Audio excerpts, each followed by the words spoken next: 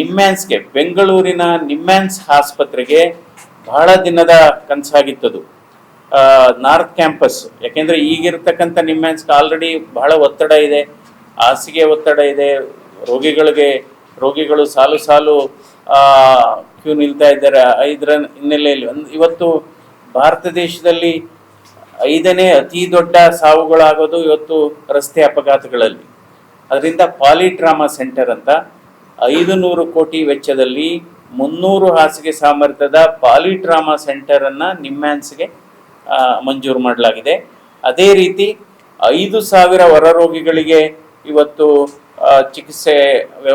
ಚಿಕಿತ್ಸಾ ವ್ಯವಸ್ಥೆ ಕೊಡತಕ್ಕಂಥ OPD block, ಅದು ಸುಮಾರು 430 ಕೋಟಿ. ಇವೆರಡೂ ಸೇರಿ ಇವತ್ತು ನಮ್ಮ ಬೆಂಗಳೂರಿನ ನಿಮ್ಹಾನ್ಸ್ಗೆ 938 ಕೋಟಿ ರೂಪಾಯಿ ಅನುದಾನವನ್ನು ಈ ಪ್ರಾಜೆಕ್ಟ್ಗಳ ಯೋಜನೆಯನ್ನು ಅನುಮೋದನೆ ಕೊಟ್ಟಿದ್ದಾರೆ. ಅದೇ ರೀತಿ ಇವತ್ತು ನಮ್ಮ ನಿಮ್ಹಾನ್ಸು ಇವತ್ತು ದಕ್ಷಿಣ ಭಾರತದಲ್ಲಿದೆ, ಆದರೆ ಉತ್ತರ ಭಾರತದಲ್ಲಿ ನಿಮ್ಹಾನ್ಸ್ ಇಲ್ಲ. ಹೀಗಾಗಿ 2 ನಿಮ್ಹಾನ್ಸನ್ನು, ಒಂದು ರಾಂಚಿ ಅಂದರೆ ಜಾರ್ಖಂಡ್ನ ರಾಂಚಿಗೆ, ಇನ್ನೊಂದು ಅಸ್ಸಾಂನ ತೇಜ್ಪುರಕ್ಕೆ ಕೊಟ್ಟಿದ್ದಾರೆ.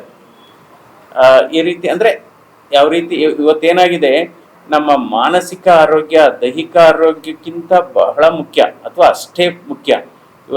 ದೈಹಿಕ ಆರೋಗ್ಯನ ನಾವು ಚಿಕಿತ್ಸೆ ಕೊಡ್ಬೋದು, ಸುಲಭವಾಗಿ ಕೊಡ್ಬೋದು ಈಗಿನ ಕಾಲದಲ್ಲಿ, ಆದರೆ ಮಾನಸಿಕ ರೋಗಕ್ಕೆ ಚಿಕಿತ್ಸೆ ಕೊಡೋದು ಬಹಳ ಕಷ್ಟ. ಅದರಿಂದ ಯಾಕೆಂದರೆ ಮನುಷ್ಯರನ್ನ ತಿನ್ನೋದೇ ಮಾನಸಿಕ ಕಾಯಿಲೆ, ಸೊ ಆ ರೀತಿ ಮಾಡಿದ್ದಾರೆ. ಸೊ ಆರೋಗ್ಯ ಕ್ಷೇತ್ರದ ಲಾಸ್ಟ್ ಇಯರ್ ಬಜೆಟ್ ಸುಮಾರು 96,000 ಕೋಟಿ ಇತ್ತು. ಈ ವರ್ಷ 1,06,000 ಕೋಟಿಗೆ ಏರಿಕೆ ಮಾಡಲಾಗಿದೆ. ಅವ್ರನ್ನ 4.4% ಇನ್ಕ್ರೀಸ್ ಮಾಡಿದ್ದಾರೆ.